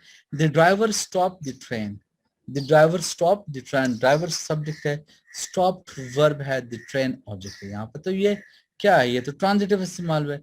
लेकिन the train stop suddenly, the train subject है, ये स्टॉप्ड वर्ब है, सडनली ये एडवर्ब है। क्लियर हो गया आपको बात, ठीक है। ही स्पीक्स, तो यहाँ पर जो है स्टॉप जो है इंट्रांजिटिव इस्तेमाल हुआ है। ही स्पीक्स द ट्रुथ, ही जो है subject, speaks verb, truth object, तो यहाँ पर तो ट्रांजिटिव। लेकिन अगर मैं कहता हूँ ही स्पीक्स रेगुलरली, तो यहाँ पर ये क्या है, ये फॉर एग्जांपल इंट्रांजिटिव के तौर पर इस्तेमाल हुआ है। Clear. The horse kicked the man, the horse kicked. Clear. यहाँ पर जो है फॉर एग्जांपल किक ट्रांजिटिव इस्तेमाल है, the horse kicked hoarsely, the horse kicked hoarsely. Clear हो गया आपको बात, ठीक है। तो यहाँ पर जो है ये इंट्रांजिटिव के तौर पर इस्तेमाल है। So I have already told you कि कोई भी वर्ब जो है ट्रांजिटिव या इंट्रांजिटिव नहीं होते हैं, ठीक है। हम इसको जिस अंदाज से यूज कर लेते हैं तो उस अंदाज से वो क्या हो जाते हैं, बन जाते हैं। यस ठीक है। अब इसको एक दो दफा और से रिवाइज कीजिएगा and then we go to another type of the verbs. हम वर्ब्स की कुछ और टाइप्स भी देख लेते हैं, ठीक है। वो भी इंशाल्लाह आपके लिए आसान ही होंगे, कोई इतनी मुश्किल वाली बात है कोई भी नहीं होगी, ठीक है। लेकिन आप एक दफा प्लीज इसको रिवाइज कीजिएगा, ठीक है। वेरी इंपॉर्टेंट है यार, ये चीजें छोटी छोटी चीजें हैं, फॉरएवर आपके काम आने वाली है, ठीक है।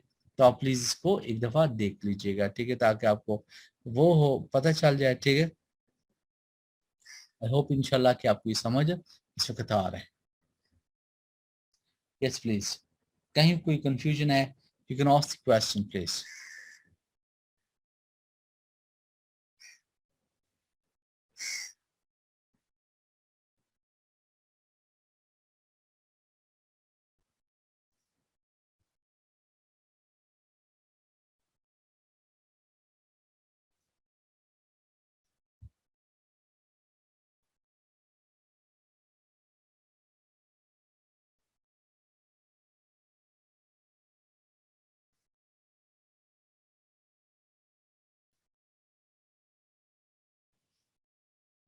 जी प्लीज आगे जाऊं। ठीक है, इसके बाद देखिएगा another one is there. There is just another thing which is called, I mean, regular and irregular verb. Look this, I mean, very easy, yaar. Not that much difficult. The regular verb and the irregular verb. Clear? Look at this example. अगर हम regular verb की बात करते हैं तो आप इन examples को देखिएगा, ठीक है? You know, every verb has 3 basic form. जितने भी verb होते हैं उसके 3 फॉर्म होते हैं. फर्स्ट फॉर्म जिसे कहते हो, सेकंड फॉर्म जिसे कहते हो, थर्ड फॉर्म आप जिसे कहते हो. या for example present form, past form and past participle. Clear है? अगर हम इन 3 चीजों को देखते हैं, ठीक है, तीनों फॉर्म्स को, अब देखिएगा मसलन अटेक, ये फर्स्ट फॉर्म है, इसकी सेकंड फॉर्म अटेक्ड, इसकी थर्ड फॉर्म क्या है अटेक. मैंने क्या इसके साथ जो है ना लगा लिया, ईडी लगा लिया. सेकंड फॉर्म या पास्ट टेंस बनाने के लिए मैंने इसके साथ सिर्फ ईडी लगा लिया. थर्ड फॉर्म बनाने के लिए मैंने इसके साथ सिर्फ क्या लगा लिया, ईडी लगा. क्लियर? अनदर एग्जांपल देखिएगा, डिसाइड. क्या है डिसाइड? डिसाइड इसकी सेकंड फॉर्म बनाने के लिए डिसाइडेड, सिर्फ डी लगा लिया. Third form decided. Clear? Another one paint, painted, painted. Yes, so always remember कि अगर किसी वर्ब के पास, किसी वर्ब के फर्स्ट फॉर्म के साथ डी या ईडी लगाए जाए सिर्फ इसके पास्ट और पास्ट पार्टिसिपल बनाने के लिए, इस किस्म के वर्ब को हम क्या कहते हैं, रेगुलर वर्ब कहते हैं. अगर किसी भी वर्ब के सेकंड या थर्ड फॉर्म बनाने के लिए उसके फर्स्ट फॉर्म के साथ डी या ईडी लगा लिया जाए तो इस किस्म के वर्ब को हम क्या कहते हैं, रेगुलर वर्ब कहते हैं. Yes, on the other hand, ठीक है, they call the regular verb. Look at this example. अगर हम आप इन एग्जांपल्स को देखते हो, फॉर एग्जांपल देखिएगा जरा, ठीक है, अगर हम जस्ट मिनट, ये तो नीचे चला जाता है, ठीक है. अगर हम इन एग्जांपल्स को देखते हैं, ठीक है, इर्रेगुलर वर्ब, ठीक है, अगर आप इस इर्रेगुलर वर्ब को देखते हो, ठीक है, present, I mean first form, past second form, past participle and third form.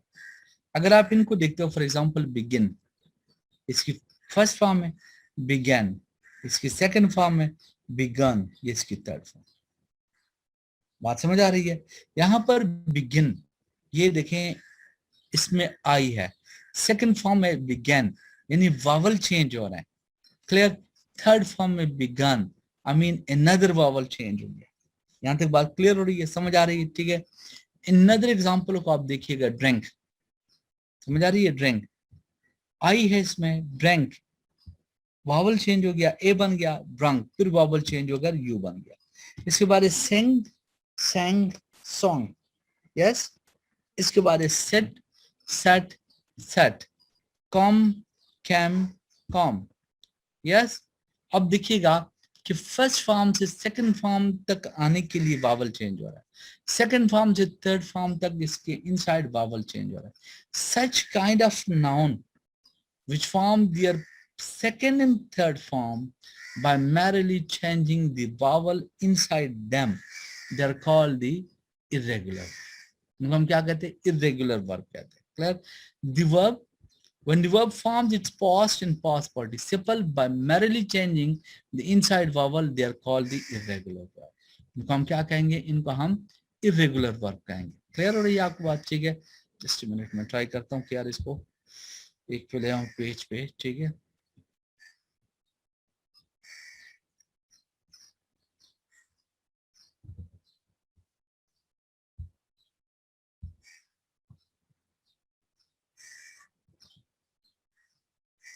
Yes, ठीक है.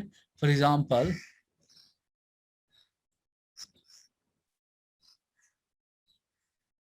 यस, एग्जैक्टली, बिल्कुल. अभी आपको ये बात क्लियर हो जाएगी औरंगजेब साहब, क्योंकि इर्रेगुलर वर्ब जो है आगे जाकर इनकी 3 फॉर्म बन जाते हैं.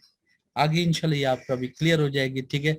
सो the verb, when the verb forms its past tense by merely changing the inside vowel is called the irregular verb. yes, अब देखिएगा आपकी बात अभी क्लियर हो जाती है. ठीक है. the irregular verb जो है, ठीक है, the irregular verb, ठीक है, has 3 types. irregular verb जो है इसकी भी 3 types है. ये जो irregular verbs है इसकी भी क्या है, 3 टाइप्स है। Number 1, verbs in which all 3 forms are the same. पहली बात तो ये है कि ऐसे वर्ब जिनको तीनों फॉर्म एक जैसे होते हैं, मसलन देखिएगा bat bat bat, burst burst burst, yes, hurt hurt hurt, shut shut shut, spread spread spread. इसको हम क्या कहते हैं, इसको हम आई मीन इर्रेगुलर वर्ब की पहली फॉर्म कहते हैं। The second verb, verbs in which 2 of the 3 forms are the same. Verb in which 2 of the 3 forms are the same. For example, beat beat bitten, bend bent bent. यहाँ पर देखो first to एक जैसे है, third different है, और यहाँ पर फर्स्ट डिफरेंट है, सेकंड और third. For example bend bent bent, bring brought brought, clear build built built, hang hang hung, came come come. Second different है, फर्स्ट और थर्ड एक जैसे हैं, ठीक है। इसके बाद इसकी थर्ड फॉर्म क्या है, फॉर एग्जांपल देखिएगा verbs in which all 3 forms are different, इसमें तीनों डिफरेंट है। For example blow blew blown, break broke broken, do did done, eat ate eaten, forgive forgive forgiven, grow grieve grown, etc. clear? Assalamu alaikum.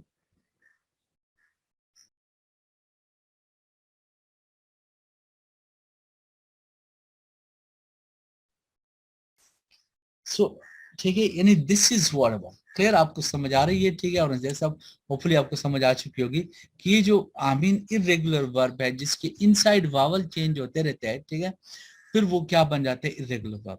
अब irregular verb जो होते हैं इसके 3 types होते हैं। कितने टाइप्स होते हैं, 3 टाइप्स है। एक टाइप ऐसी है जिसको तीनों वर्ब एक जैसे होते हैं, मसलन bat bat bat, hurt hurt hurt etcetera.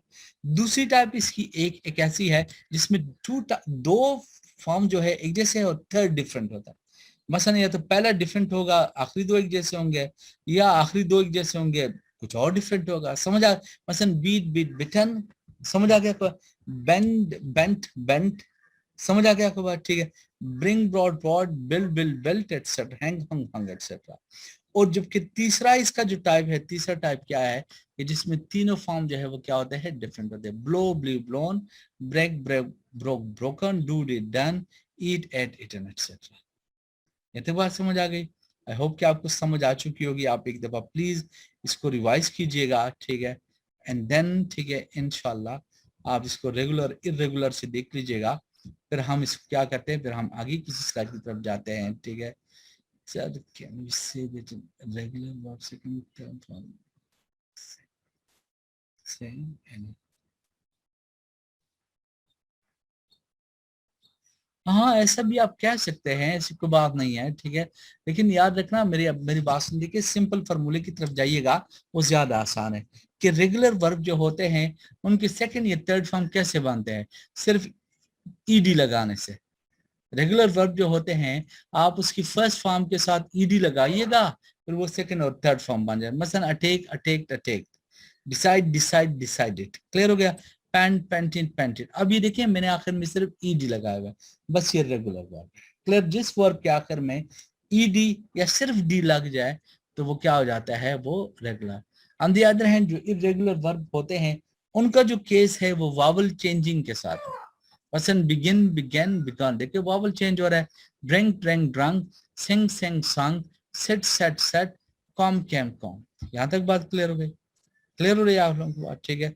So this is what about यार, ठीक है। फिर इरेगुलर वर्ब क्या है, फिर जो है फॉर एग्जांपल 3 टाइप्स है जो हम अभी पढ़ भी चुके हैं। आप दोबारा मैं आपको रिवाइज करने को देता हूँ, लेकिन आप पहले एक दफा इसको रेगुलर और इरेगुलर को आप कॉन्सेप्ट बना लीजिएगा, तो रिवाइज कीजिएगा।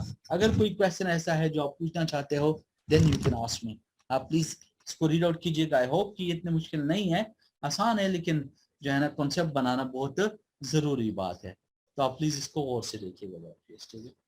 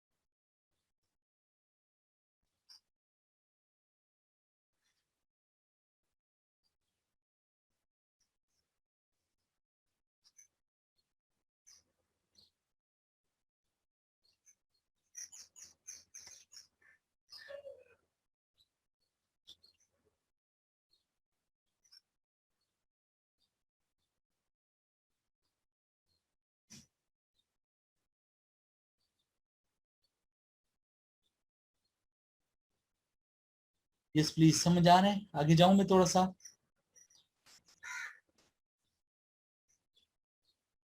जी बोलें। इसके बाद आप देखिएगा जरा, ठीक है? हाँ ना, हमारे पास थोड़ा रह रहा है और चाह रहा हूं यार की छोटी छोटी चीजें जो है हम आज क्लियर कर ले, ठीक है? नेक्स्ट क्लास में हम किसी बड़ी चीज की तरफ जाते हैं, ठीक है? सब वर्क चाहे रेगुलर हो या इरेगुलर, इसको चेंज कैसे? नहीं देखें, इसके लिए कोई ऐसा कोई मेथड नहीं है। मैंने आपको बात बताई ना, देखिए वर्ब के दो टाइप्स है, एक रेगुलर वर्ब है और एक इरेगुलर वर्ब। जिस वर्ब के साथ जिस वर्ब के सेकंड या थर्ड फॉर्म आपने बनाने हो और अगर उसके साथ ईडी लग रहा है, समझ आ गए, बस वो रेगुलर वर्ब है। और जिस वर्ब के फॉर एग्जांपल सेकंड या थर्ड फॉर्म बनाने के उनके इनसाइड वावल चेंज होते हैं तो वो इरेगुलर है। अब इसके लिए क्या मेथड है? इसके लिए सिर्फ मेथड ये है कि आप प्रैक्टिस करोगे, जहां रीडिंग करते हो, जहां तुम्हें इस किस्म के वर्ब नजर आते हैं अंडरलाइन करने पड़ते हैं। क्लियर है? इरेगुलर की फिर आगे तीन टाइप है जो मैंने आपको बार बार समझा दी है, ठीक है? आई होप कि आपको समझ आ चुके होंगे, ठीक है? ये इसकी तीन टाइप्स है, ठीक है? आप देख सकते हो, ठीक है? जी प्लीज।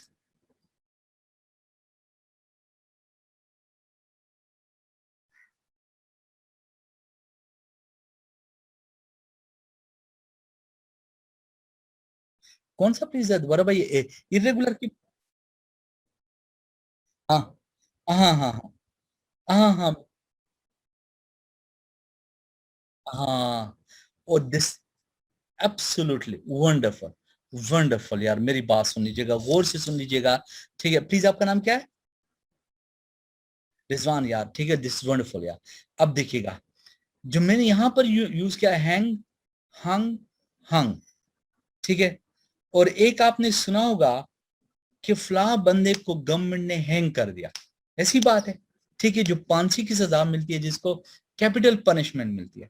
अगर आप किसी बेजान चीज को दीवार पे लटकाते हो, जिस तरह हम दीवार पे तस्वीरें जो है ना लगाते होते हैं, उसके लिए हैंग, हंग, हंग इस्तेमाल होता है, हैंग, हंग, हंग। लेकिन अगर किसी इंसान को जो फांसी दी जाती है, उसको लटकाया जाता है, उस सूरत हाल में, ठीक है, उस सूरत हाल में हम हैंग, हैंग्ड, हैंग्ड इस्तेमाल करते हैं। अगली बात समझ में क्लियर है? और फिर उस सूरत हाल में ये इरेगुलर के बजाय रेगुलर वर्ब बन जाता है, बिकॉज कि जब रेगुलर वर्ब, जब भी किसी वर्ब के साथ ईडी इस्तेमाल हो जाए तो वो क्या कहलाते हैं? वो आई मीन रेगुलर वर्ब बन जाते हैं। Yes, this is the main concept between the two. Yes, इसके जी रिजवान साहब बोले। Okay, welcome. इसके बाद देखिएगा यार, ठीक है यार, हारून अफजल साहब जो है ना, आप अच्छा, आप देखिएगा जरा, ठीक है? कि देखिए द इन्फिनेटिव, यार हमारे पास सिर्फ रह रहा है यार, सिर्फ 10 मिनट्स रह रहे हैं और ये जो है ना क्लियर नहीं हो सकेगा, ठीक है? इस बजाय इसकी कि हम 10 मिनट्स में जल्दी जल्दी एक टॉपिक पढ़ते हैं, जिससे तुम्हारे कॉन्सेप्ट ना बन सके, जिससे तुम्हारे कॉन्सेप्ट क्या हो सके, ना बन सके, ठीक है? तो बेहतर यह है कि हम इसको कल के लिए छोड़ देते हैं। अब थोड़ा सा प्रीवियस जो है ना, उसको दोबारा जो है वो क्या कर लेते हैं, वो करते हैं, रिवाइज कर लेते हैं, ठीक है? So just minute somebody else, ठीक है? और रिजवान साहब, मुझे ये जो इमोजीज होते हैं कि क्या हंसने हंसाने वाली तस्वीर, आई एम सॉरी, इसकी मुझे समझ नहीं आती कि ये आपका क्या मतलब है। नहीं, थैंक यू वेरी मच यार, ठीक है? अब देखिए जरा, ठीक है, इसी को दोबारा हम रिवाइज करते हैं, क्योंकि ये इन्फिनेटिव जो है ये समझ में नहीं आएंगे, इतने शॉर्ट टाइम है, we are having very short time, going to close the class now यार, ठीक है? दोबारा आप इसको पढ़ लीजिएगा। एक है ट्रांजिटिव वर्ब है और एक है इंट्रांजिटिव वर्ब। यस, ठीक है? द ट्रांजिटिव वर्ब वो वर्ब होते हैं जिनके साथ कोई ऑब्जेक्ट लग जाता है, जिनके पास कोई क्या लग जाता है, ठीक है? ऑब्जेक्ट लग जाता है, ठीक है? Let's clarify, learn, yes exactly, very good यार, वेरी गुड, ठीक है? दिस वंडरफुल क्वेश्चन यार, ठीक है? देखिए, English is a very vast language, it's a very very vast language, ठीक है? इसको कवर करना इतना भी आसान नहीं होता। देखिए, जो एक वर्ब है, देखें मेरी बात सुन लीजिएगा, मैं आपको यहाँ पर ही क्लियर करा देता हूँ। Thank you very much. ठीक है स्टूडेंट्स, ठीक है आप देखिएगा जरा, ठीक है। फॉर एग्जांपल अगर मैं ये बात इस तरीके से लिख लेता हूँ, अगर रेगुलर वर्ब के तौर पर मैं एक लफ्ज लिख लेता हूँ, आप स्लाइड को देखते जाइएगा प्लीज, ठीक है, आप देखते जाइएगा, ठीक है। फॉर एग्जांपल, ठीक है, देखिएगा ये इसकी फर्स्ट फॉर्म है, क्लियर है। अगर मैं इसकी सेकंड फॉर्म बनाता हूं, ठीक है, NED, मैंने इसके साथ क्या लगा लिया, ED लगा लिया, क्लियर है। और इसकी थर्ड फॉर्म जो है वो भी क्या बन जाएंगे,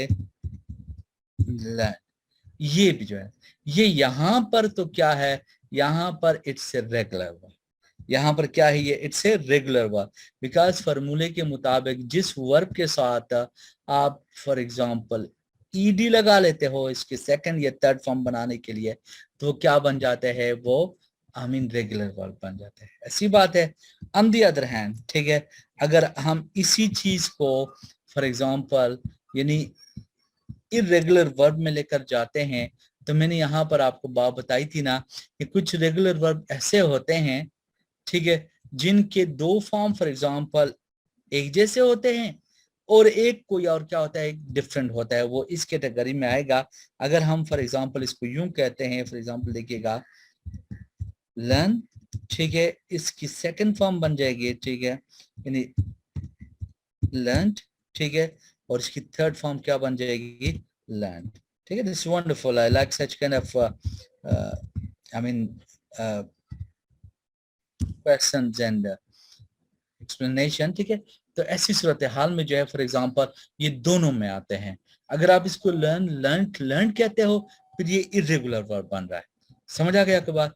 और अगर फॉर एग्जांपल आप इसको ED के तौर पर ले जाते हो, जिस तरह मैं देखो इस स्लाइड की तरफ आपको वापस लेकर आ रहा हूँ, ये लर्न, फिर ऐसी सूरत हाल में जो है ये क्या बन जाता है, ये रेगुलर वर्ब बन जाता है। This wonderful idea, thank you very much, ठीक है। और आई होप कि आपको समझ आ चुकी होगी, ठीक है, यहाँ तक बात समझ आ गई आपको, ठीक है। थोड़ा सा आपको ऊपर दोबारा लेकर जाता हूँ, ठीक है। हमने अच्छा एक मिनट यार, किसी की चेत है, somebody has chat, ठीक है sir, which one is appropriate, both, कोई ऐसी बात नहीं, ये दोनों का यूज है, ठीक है। जस्ट मिनट, मैं आता हूँ, एक मिनट।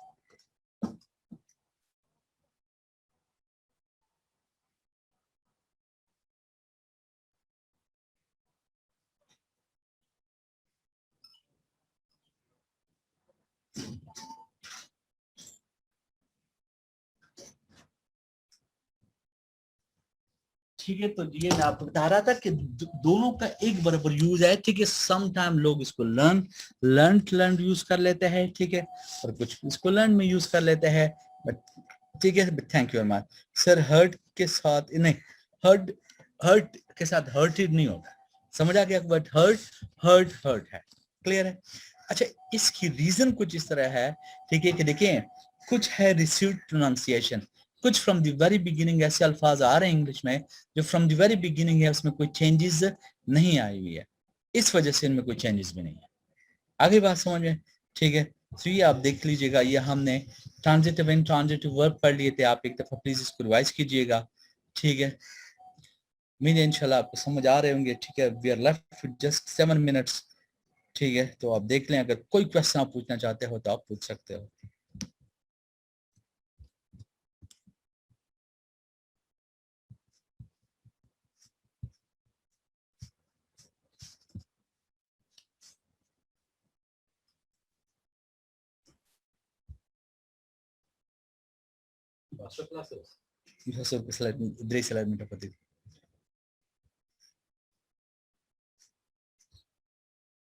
यार पास्ट पेपर जो है ना वो आप डाउनलोड कीजिएगा। मेरे पास जो है, जो मैंने सॉल्व किया है, वो तो शायद मैंने आपको शेयर कर दिए हुए, लेकिन मैं दोबारा कर लेता हूँ। डायरेक्ट इनडायरेक्ट नेशन के नोट्स वो भी मैंने आपको शेयर किए हुए हैं, लेकिन चलो मैं दोबारा आपके साथ शेयर कर लेता हूँ ग्रुप में, इंशाल्लाह आपको मिल जाएंगे आज, ठीक है। So thank you very much यार, we are left with just 6 minutes, ठीक है। सर का डाउनलोड करना, ये आप जो है ना पिफा का वो वेबसाइट है, आप वहां से डाउनलोड कर सकते हैं, ठीक है। एग्जामिनेशन उधर पिफा में जो आप इसकी वेबसाइट को आप जैसे ही जो है ना फॉर एग्जांपल ओपन करते हैं, तो एग्जामिनेशन के नाम से एक वो साइट आ जाएगा, उसको क्लिक करोगे तो वहां पर पास्ट पेपर्स आपको मिल जाएंगे, तो आप वहां से प्लीज डाउनलोड कीजिएगा, ठीक है। So thank you very much यार, ठीक है। सो अल्लाह हाफिज़, इंशाल्लाह फिर आपके साथ, आप सबके साथ नेक्स्ट क्लास में मुलाकात होगी, ठीक है। तो सर अल्लाह हाफिज़, थैंक यू। ठीक है, अल्लाह जस्ट थैंक हाफिज़ यू। सर। वो टाइप्स ऑफ सेंटेंसेस वाली आपने एक प्रीवियस लेक्चर था पढ़ाया था, उसके नोट्स नहीं शेयर किए, काइंडली वो शेयर कर दें। ठीक है, मैं अभी हो जाएंगे, ठीक है, अभी इंशाल्लाह हो जाते हैं, ठीक है। Thank you. Recording stopped.